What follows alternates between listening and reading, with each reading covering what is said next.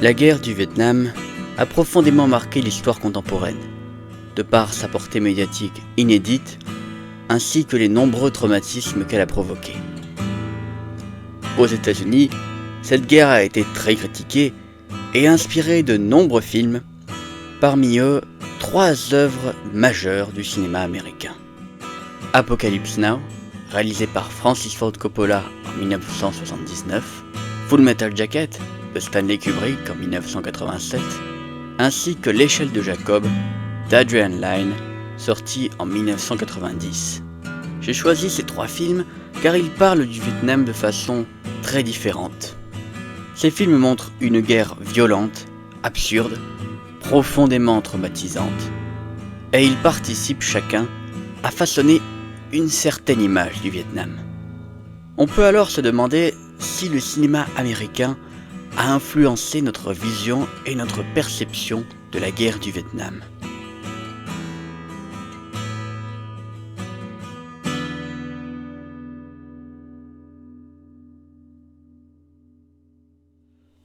D'abord, dans les 3 films, on retrouve les 3 mêmes éléments qui caractérisent la guerre du Vietnam. Les hélicoptères, qu'on voit de partout, ils sont terrifiants. La jungle, omniprésente, avec l'humidité, les sons oppressants, l'atmosphère suffocante. Ainsi que les explosions, évidemment. Explosions dévastatrices, qui représentent une guerre de destruction totale. Le visuel est ainsi très marquant, avec notamment dans Apocalypse Now, des lumières irréelles, des flammes souvent filmées en plan large qui incarnent l'apocalypse. Ces événements nous plongent d'emblée dans un véritable enfer.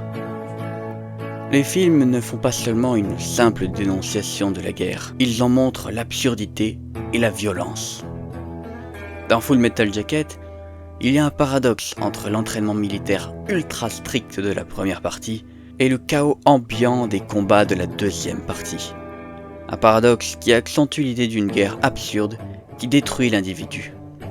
Dans Apocalypse Now, on a également des scènes d'attaque d'hélicoptères sur des populations civiles, filmées avec une succession de plans aériens. On a là la dénonciation plus précise d'une violence gratuite. Mais par-dessus tout, ces films montrent la déshumanisation et la descente complète des soldats vers la folie.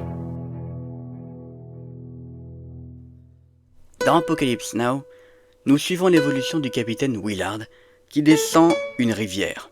Cette rivière est en réalité une métaphore qui symbolise la descente progressive vers la folie du personnage.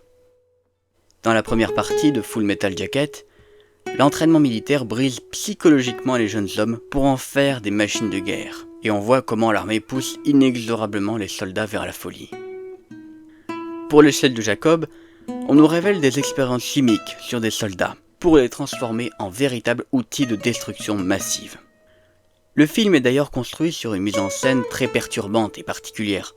Le spectateur vit avec le personnage des moments d'hallucination psychotique. On ne comprend pas ce qui se passe, pas même le héros, jusqu'au dénouement inattendu de la dernière minute. Alors, pour répondre à la question, ces films ont-ils influencé notre perception de la guerre du Vietnam ?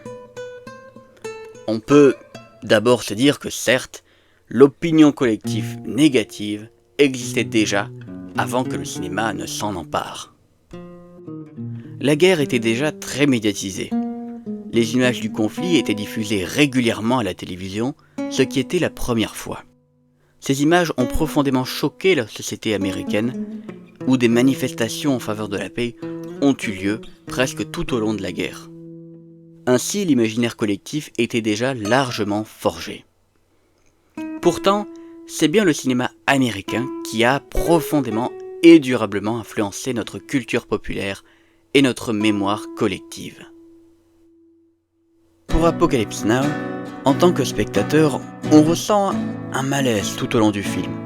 Les scènes de violence extrême font place progressivement à une mise en scène beaucoup plus lente, avec notamment la scène de l'apparition du colonel Kurtz, le personnage que recherche le capitaine Willard, retranscrit par des lumières irréelles, inquiétantes, l'absence de musique, et ce chant contre chant qui appuie l'aura mystérieuse du personnage. Pour Full Metal Jacket, En tant que spectateur, on est secoué, voire choqué en permanence par la brutalité des scènes. Si le film est surtout connu pour sa première partie, c'est parce qu'elle devient presque aussi horrible que la partie sur la guerre elle-même. Et en ce qui concerne l'échelle de Jacob, à sa sortie, les spectateurs ont trouvé le film confus, déroutant, avec une mise en scène non linéaire.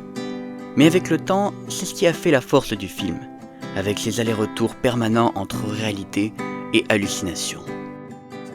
Grâce à ses œuvres, le Vietnam est devenu un symbole de guerre perdue, mais aussi de traumatisme psychologique et de déshumanisation. Ces films ont joué un rôle clé. Ils ont fait entrer dans l'imaginaire collectif des symboles et des images marquantes qui ont traversé les générations et qui continuent d'influencer notre culture populaire. La musique a également marqué tous les esprits. Après avoir vu Apocalypse Now, il est difficile d'entendre la chanson The End des Doors sans avoir en tête ce long plan fixe montrant les forêts de palmiers sur fond d'explosions apocalyptiques.